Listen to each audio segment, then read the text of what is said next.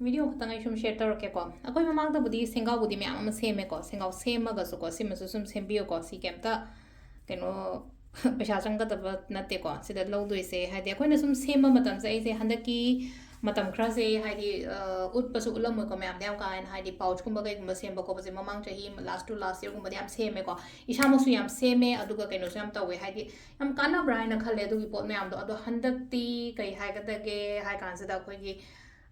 stress haigadra kai haigada yo thaba inkhang kai ka mayam sike ka hari ni khitang yam khalak pai khop gi aina sida ka haina focus to ngam dre kon ka tarot reading no magi shoida na budi dum taw jabai na tai tai phatna chillaga so ayuk ki videos kari crash gumba mayam sidi ai ngam na budi dum hona jare ko adagi tongan ba personal consultations adagi akoina store macha masum chalai ru ba kholu ba sugumba mayam sigi hari pana ba khona ba sida hai tare ko matam se khatang kanu to bagi aina video se frequent video sem ba de anoba videos me ama happa sungam dre ko si se happy sem se ko haidi adu duna hai tar ko ene sum Sengao gumba sem da bajna ai shamak su leino ko katang financially katang hai tar ko khara keno to bai wakhan da sum khalle ba ai su feel to bagi type ta adu hana mangi da seming ai da ai Sengao se hai keno akoi ka ai gi locker si da lei je Sengao 30 mu ka yarong ngane ba de adi chahi na manga tar ko sem ba don ka kana da bra hai ra ga di dama ma ka nei ba du gi pot me am don ka aina sem gi ba khot ki ba me am do adu ngasi so mu ngasi da gi hora ga yamuk sem ba hora ga any day sem ko hayeng sem gera hangsi sem gera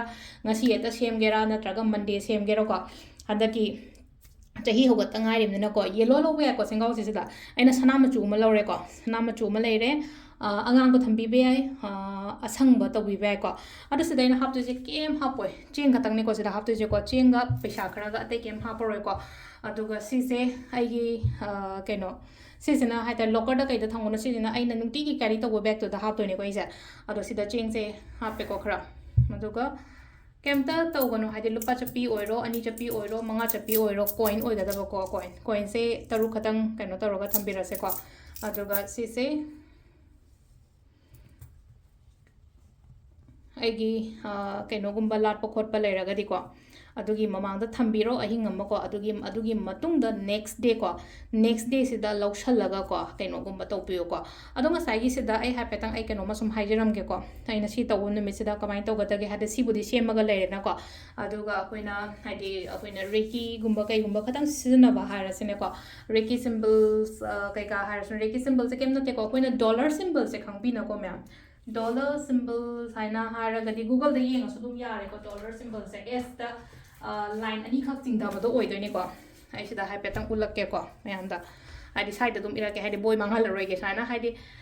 s ama ye aga minus ting da budong ka yeng bio ko sida sign taraga ado sigi pot se hasai gi s se ai gi no se yek to ne ba ai khubak se yek to ne ba saina s se ye ne ko aduga line ni mai ching ani na som side ta som le na ko same smaina s se ye aga haidi two lines in sign the dollar symbol song saina ai gi no se na yek to ne ko ai khusa ahum sina yek to ne khusa ahum se smai yo S ko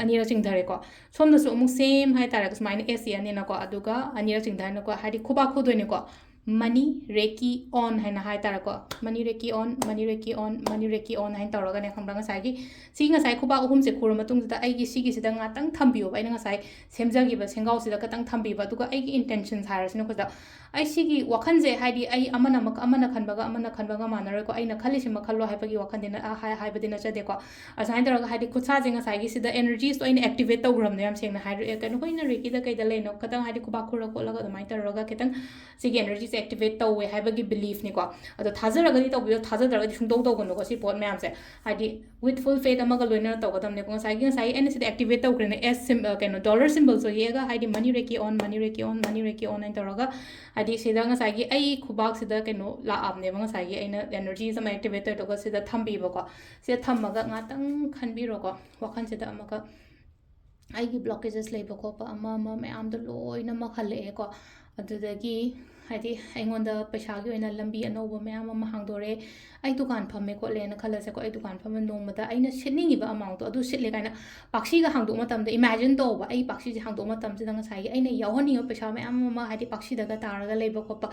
even bank balance ta bu haras ne ko bank balance lena ko na login to matam se da lena ko haidi available balance kaina haraga aina thoni ba amount to lena ko haidi in terms of lakhs oiro crores oiro ama oiro ko dum mayam do loina uba phange hai tar ko haidi keno tawna ꯗꯦ ꯗ꯭ꯔꯤꯝꯅꯤꯀꯣ ꯁꯤꯗ ꯇꯧꯗꯣꯏꯁꯦ ꯌꯥꯝ ꯍꯥꯏꯗꯤ ꯗꯦ dream ꯇꯧꯕꯩ ꯃꯑꯣꯡꯗ ꯍꯥꯏꯗꯤ ꯉꯁꯥꯏꯒꯤ ꯍꯥꯏꯗꯤ ꯐꯪꯉꯦ ꯍꯧꯖꯤꯛ ꯍꯧꯖꯤꯛꯃꯛ ꯐꯪꯉꯦ ꯍꯥꯏꯕꯒꯤ ꯃꯑꯣꯡꯗꯅꯤꯀꯣ ꯂꯣꯏꯅ ꯈꯟꯗꯣꯏ ꯃꯌꯥꯝꯁꯦ